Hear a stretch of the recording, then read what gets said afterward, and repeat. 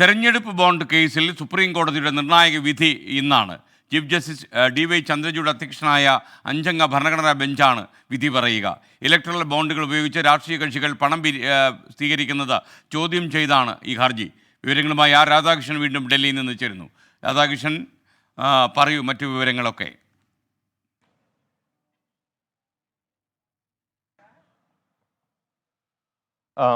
നമ്മുടെ രാജ്യത്ത് ഈ രാഷ്ട്രീയ പാർട്ടികൾക്ക് സംഭാവന നൽകുന്നതുമായി ബന്ധപ്പെട്ട വിഷയം നമുക്ക് സ്വാതന്ത്ര്യം ലഭിച്ചപ്പോൾ മുതൽ തന്നെ വലിയ വിവാദമായിട്ടുള്ള കാര്യമാണ്. പലപ്പോഴും അഴിമതികളുടെ അടിസ്ഥാനമായി ഇത് മാറുകയും ചെയ്തിട്ടുണ്ട്. 2018 നിലവിലുള്ള ഈ ചോദ്യം ചെയ്യപ്പെടുന്ന ഇലക്ട്രൽ ബോണ്ട് സംവിധാനം കേന്ദ്ര സർക്കാർ കൊണ്ടുവന്നത്.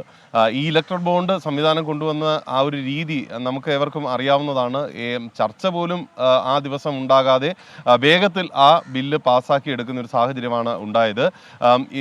ഈ രാഷ്ട്രീയ പാർട്ടികൾക്ക് ആരെങ്കിലും സംഭാവന കൊടുക്കേണ്ടി വന്നാൽ 1000 രൂപയ്ക്ക് മുകളിൽ ഉള്ള SBIയുടെ ബോണ്ടുകളായിട്ട് അത് മേടിച്ച് ആ രാഷ്ട്രീയ പാർട്ടികൾക്ക് കൊടുക്കാവുന്നു എന്നുള്ളതാണ് ഇലക്ട്രൽ ബോണ്ട് സംവിധാനം. ഇത് ചോദ്യം ചെയ്തുകൊണ്ടാണ് ഈ ഇലക്ട്രൽ റിഫോംസുമായി ബന്ധപ്പെട്ട് പ്രവർത്തിക്കുന്ന സംഘടനകളും CPIMനെ പോലെയുള്ള പാർട്ടികളും ഒക്കെ ഈ സുപ്രീം കോടതിയെ സമീപിച്ചത്. ഈ കേസിന്റെ വിചാരണ ഘട്ടത്തിൽ ഏതെങ്കിലും വിധത്തിൽ ഈ സംവിധാനത്തെ പരിഷ്കരിക്കുന്ന നടപടിക്രമങ്ങളിൽ തങ്ങൾ ഇടപെടുന്നില്ലെങ്കിലും ഇതിന്റെ രീതി ഏതെങ്കിലും വിധത്തിൽ അഴിമതിക്കോ അല്ലെങ്കിൽ മറ്റേതെങ്കിലും ആക്ഷേപത്തിനോ കാരണമാകുന്നില്ലേ എന്ന സംശയം സുപ്രീം കോടതി ഉന്നയിച്ചിരുന്നു. ചീഫ് ജസ്റ്റിസ് അധ്യക്ഷനായിട്ടുള്ള അഞ്ചംഗ ഭരണഘടനാ ബെഞ്ചാണ് ഇത് പരിഗണിച്ചത്. ഇതിൽ സുപ്രീം കോടതി പരിഗണിച്ച വിഷയങ്ങളിൽ ഏറ്റവും പ്രധാനപ്പെട്ടതായിട്ടുള്ള ചില നിയമവശങ്ങളുണ്ട്. അത് നമ്മുടെ RBI ആക്ട്, ഒപ്പം കമ്പനി നിയമങ്ങൾ, അങ്ങനെയുള്ള നിരവധി നിയമങ്ങളുണ്ട്. ഈ നിയമങ്ങളെയെല്ലാം മറികടക്കുന്ന പ്രൊവിഷൻസ് ആണ് ഈ ഇലക്ട്രൽ ബോണ്ട് സംവിധാനത്തിന്റെ ഭാഗമായിട്ട് ഉള്ളത്. അതടക്കമുള്ള കാര്യങ്ങൾ സുപ്രീം കോടതി പരിശോധിച്ചിരിക്കുകയാണ്. ഇതിന്മേലാണ് ഇന്ന് ഒരു വിധി